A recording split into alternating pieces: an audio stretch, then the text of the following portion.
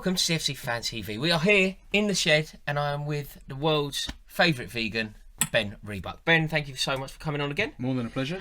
This is a video I've been really looking forward to. We asked you last time if you wanted a World Cup preview and you said yes, generally. So we are now going to explore it and I can't wait. Firstly, how excited are you for the World Cup? You know what? I tell myself every time I'm not going to get all hyped up about it. I'm not going to get involved. I'm not going to get drawn in. I've gone and ordered an England shirt off eBay. I've seen it. Nice retro one. I've seen it. Very nice. Yeah. And Paul Scholes is the player that comes into my mind when I see that kit. I still think Shearer though. It's Euro 2000, so it's probably not the best World Cup shirt. But the rest of them are so expensive. But I've got the fever. I literally, we're counting down the days. I know. Genuinely can't wait. It happens, doesn't it? Like you kind of go into it and you start thinking it's going to be, same old England. It's going to be the same old story. Like however many years of hurt, and then you kind of get to touching distance and you think, right, game on. This is it. This is our year. But you know what? Like, I'm not going to say it's going to be our year. It's our year. I'm not going to say that, but I honestly think for the first time in my life, not necessarily your life, because you probably saw, you remember Euro 96 quite well. I remember Euro 96 very well. You remember when England were, they were actually a decent team for a while. Yes. But I think in my lifetime, this is the 7th World Cup since I've been alive. I'm honestly thinking that we're going to do much better than we've done at any competition since do you know what's a really tragic story? To do much better than we've done previously takes no effort. No, it doesn't. Have you seen? I was having a look today, and I've been reading loads of it. Basically, if anybody puts out any article with the words World Cup in it and England, I read it. I'm so obsessed at the moment. We have got such a bad record. I think we've won one knockout game, which is the Spain game in Euro 96. In Euro 96, yeah. Since 1990. Yeah. It's absurd. And we've beaten one team that was seeded above us since 1966. If you look at the way the groups have structured themselves, we've got a good opportunity to finish top of that group. I think by the time we play Belgium, which is the third match day, you'd have thought... Well, hopefully we're just jostling for top spot in that. Yeah, that's what everyone sort of put it down to. Like, whoever wins that finishes top. But even finishing second isn't too bad, because the group that we're playing has the likes of sort of Colombia. Yeah, Senegal, I think is a dream draw. Is it Japan as well in that pot, if I'm not mistaken? Yes, I think so. There's some not so difficult ties, even if we do get through. And if that works out, then you're in the quarter-final and then anything can happen. Exactly. And I think on one side it's going to probably be either Brazil, and on the other side, if you finish first or second, it's Brazil or Germany. Yeah. And it'd be great to play the Germans just for the sake of, Oh, it'd be wonderful. Just to play them. We'll probably get beat. But we beat them quite a few times recently. I know we have, We've got, I can remember we did it in Euro 2000, didn't we? In Holland. Yeah.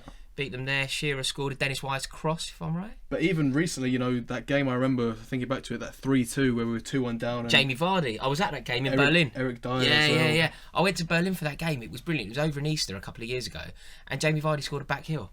I was like, this is glorious. England have just beaten Germany in Berlin. I'm so drunk. And Jamie Vardy scoring back heels. We were 2-0 down as well. We're 2-0 down, 3-2. I was at my best mate's stag do for that weekend. Where were you? In Brighton. Nice. That's not going to quash any of those rumours that were flying about from last week, were they? No, I know. But, we're not going to talk about that. I quite enjoyed it. There were a few comments on the last video. Charlie the Hurricane, who's sitting over there, was attacked for being... What were you accused of being? Bisexual. Very cool. Very cool and bisexual. And Ben's been outed. Apparently. Nice. The Brighton rumours. Do you want to references that, or are you happy in keeping people guessing? I'm a human being, and that's it. We'll leave it at that. Let's talk some football, please. Let's talk some football. Yeah. So Chelsea's interest in this World Cup. I think we've only got 12 players going to this World Cup. It's not a lot, is it, from our squad? It doesn't feel like a lot. No, it's an awful. When you think of the amount of players that we have at our disposal, and when you think of some of the quality players that I think we have that haven't made it. So, for example, David Luiz, who I think is a glorious football player, isn't going to the World Cup. Alvaro Morata isn't going. Cesc Fabregas isn't going. I think the David Luiz one you can understand. He hasn't played since that defeat to Watford. He didn't get back in the squad. It was an injury from what we've been told. He must be livid. He must be livid. Because there's no way that he doesn't make it under normal circumstances. I don't know. I think Luiz, he's gotten a bit better now. I'm friends with someone who's really interested in the Brazil squad, and he spends a lot of time in Brazil. And he said that it was pretty obvious. Luiz was a real scapegoat of that 7-1 defeat to Germany. Yeah.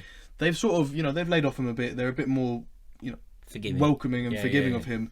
But I don't think Brazilians are unhappy that he's not in the squad. Really? I think they've got better options than him now, and he's not the spring chicken. True. So yeah, I don't think Brazilians were too upset to see him missing out. Fair. Spain, we have 4 Spanish players in the Chelsea squad. 3 of them didn't make it. That's huge, isn't so it? Morata, I understand. Yeah, mate. I think it's not hard to see. Mate, Morata doesn't make England squad. No. Morata doesn't make any World Cup squad. No, I think it's right. I think he's been so hit and miss this season. I mean, Spain went for Diego Costa as their number one, which I think is right. Wales. If Wales had made it to the World Cup, he may get in. Big if. But that's it. Look, there's obviously some nations in the World Cup who are there. There's some nations who he would.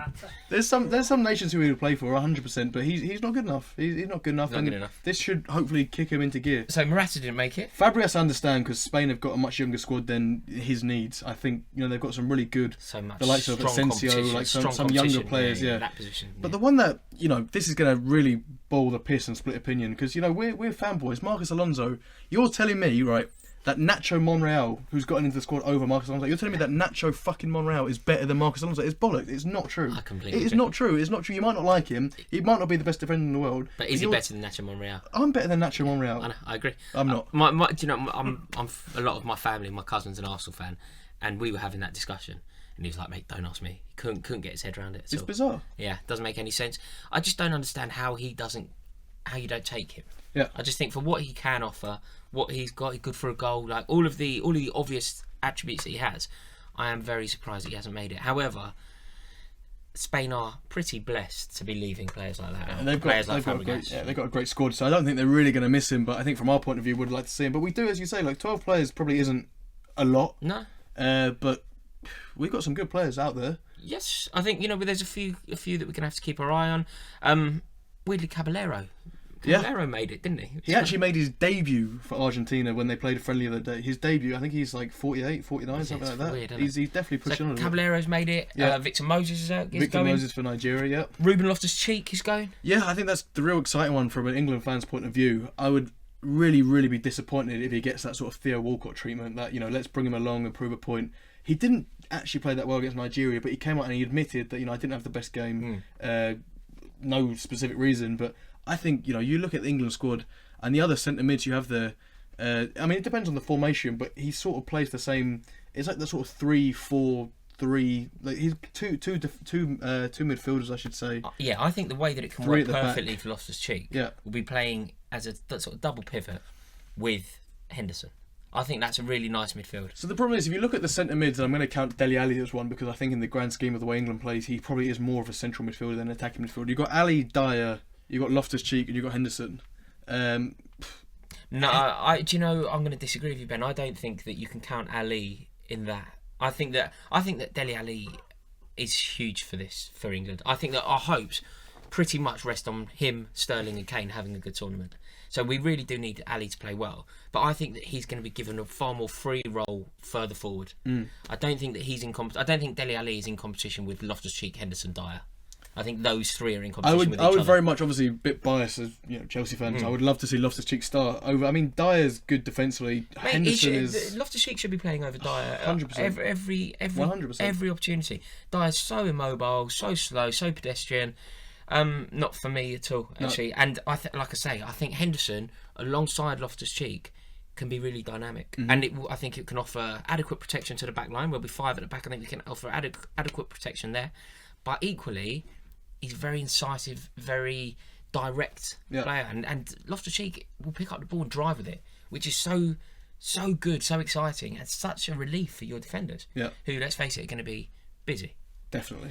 Do you think Gary Cahill, after that very good performance against Nigeria, has played himself into the starting lineup? Well, I don't know if it's ever really a sign, but you look at the squad numbers. He got like the number 15 or something like that. I don't think he got a 1 to 11. I've said all along I think he should be starting. I think he's going to start now. I think he should because, okay, look, he played well. I think at the tail end of our season, there was that period where he got dropped. When Cahill came back into the squad, it coincided with a winning run of about 7 or 8 games. Wasn't it? He was really good against Liverpool. And I can't remember what game he played when we ended up losing. Who did we lose to in the end? I don't remember. A fair few. Yeah, I mean, I think like the Huddersfield game, things like that when we drew. But Cahill towards the end of the season really, he was fighting for that place. You could tell that he really wanted it. I think we've got a young squad. I think it would be silly not to play him because he's actually got good experience. But so you'd have three at the back. In the Belgium game, for example, I think he's a risk. You've got the likes of Lukaku, you've got the likes of Hazard, you've got the likes of De Bruyne. They've got a great squad. Like Mertens going forward. But what are you thinking? I think he'd struggle. The back line will be three. You're going to have Kyle Walker playing as a third choice centre. On the right side, you'll then have John Stones inside, and then it's Maguire or Cahill. Yeah, I think that's. looking the most likely. I think Cahill is, after that performance against Nigeria, he played very well. He was also good for a goal, and the England squad isn't blessed with goals. I was actually looking at today, there's only, of the 23, I can't remember correctly, but it was either 11 or 12 players of that have only ever scored more than one goal. So we got over half the squad. Right. Bear in mind there's 3 keepers, but still, there's a lot of players in that squad who've never scored for England. Right. A lot of defenders, but some midfielders. I can cheer you up though. See, this is all very morbid. Yeah, I can give you a lovely stat that you're going to love. Go on. Our 2 main strikers that we're taking, so it's going to be Harry Kane and Jamie Vardy. Yeah. And those 2 players alone, we have 50 Premier League goals this season. That's a lot of goals. That is a lot, and I think Harry Kane probably got 30 of those. Yeah. It's exciting. Listen, I think Jamie Vardy, in the Euros, I think he was a bright spot. We have Rashford as well. Mate, Rashford, Lingard. Everybody likes to give Lingard grief. He's a I dickhead. rate him so highly. He's a dickhead. He is. But he's good. He's a great footballer. Mate, he scores massive goals as well. Yeah. I have so much time for a player who loves to pop up with a big goal. I think, apart from obviously the cup final, he didn't. But up until that point, every single time I watched Manchester United play at Wembley, he seemed to score a goal. Yeah, he scored that goal in the final 2 years ago. He scores massive goals. Yeah. And to have players like that. Do you remember? I'm gonna take you back in time. When Gary Peacock was playing for Chelsea, he would always pop up with a big goal. So if you win 4-0, 5-0, he wasn't on the score sheet, or he was on the score sheet, but he would have broken the duck. He would have got the first one. Players who can contribute that big goal are so valuable. Yeah. And Jesse Lingard is that player. We've got a lot of them, and that's why I'm actually excited to be an England fan for this World Cup, because we've got such a good, attacking depth in our squad, and really players who have Premier League goals. They have experience now playing for England. You don't really have many players there who have less than 5 caps. Yeah, we've got a lot of players and there. We have a manager who makes the good players play well. Yeah, which changes everything. It's a kind of like in the past we've had managers who have had fantastic talent at their disposal. They've had the likes of Gerrard, Lampard, whoever, Shearer, whatever, and they've never coerced them into playing as well as they can for their clubs. Whereas now we've got a slightly more limited squad, but the good players are all playing pretty much to their maximum. Harry Kane's always scoring, Sterling's looking lively, Dele Alli's sort of dictating the play as much as he should be. Yep. And there is room for optimism. So, on the spot now, who's going to win the World Cup? I would love to say England, but I don't think it's going to happen. I think after what happened in 2014, I think Brazil, Neymar coming back from injury, I think there's just something about them this year that I can't really see past them. I know it's such an easy thing to say, Brazil are going to win the World Cup. No, but I think that's your pick. I think Brazil will win the World Cup, but I mean, who can stop them? England. Who can actually stop them? France. You think France? Yeah, France are wicked. Mate, France are wicked. Yeah, they got good players. France are brilliant. They do have quite a lot of good players. When I look down the French team, I'm very jealous. Their midfield is Kante and Pogba. One of them is a world-class midfielder. But in all fairness, both of them are pretty good. Yeah, I think they, it goes to show that they can leave the likes of Martial at home, players like that. Look at Germany leaving Leroy Sané at home. That's insane. Did Rabiot make it? I've no idea. Did Rabiot didn't make it. Like they are blessed. The French. Yeah, absolutely. So my money's on England, but my outside tip. My outside tip is France. Give me a little team that you think are going to really surprise people. That sort of do the Colombia, the James Rodriguez. Who's going to be that player? Who's going to do that? Oh, this is interesting and exciting. I think that the ones I'm thinking of are too big. Maybe, I don't know. Who are you thinking? I was going to say Belgium, but that's not an outside bet, is it? They're brilliant.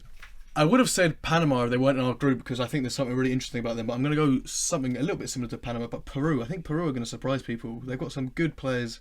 They play some interesting football, and I'm not saying they're going to win it, but I think they're going to be that team that really goes and wins the heart. Wins the heart. They'll be the Iceland. They're not going to do any of that nonsense, but they'll be the Iceland. How Iceland will get on? Hopefully terribly. You've not forgiven them. Not forgiven them from Nice on a Monday night. Definitely not. Fair enough. None of that. Do us a favour, comment below and let us know, who do you think is going to win the World Cup? Should we give a prize out? Should we give, if somebody gets it right, what? T-shirts, some of those Chelsea T-shirts. A date with the Hurricane. A date with the Hurricane. Okay. No. Predict the World Cup winner, and if you get it right, you can choose between a T-shirt or a date with the Hurricane, who is going to be on a video come live tomorrow, and he is wearing some seriously snazzy pink shorts. So they are gorgeous. Yeah, exactly. So take your pick. Thank you so much for watching this video. Make sure that you comment below, give it a like, and we'll see you all in the next video. Can't you please?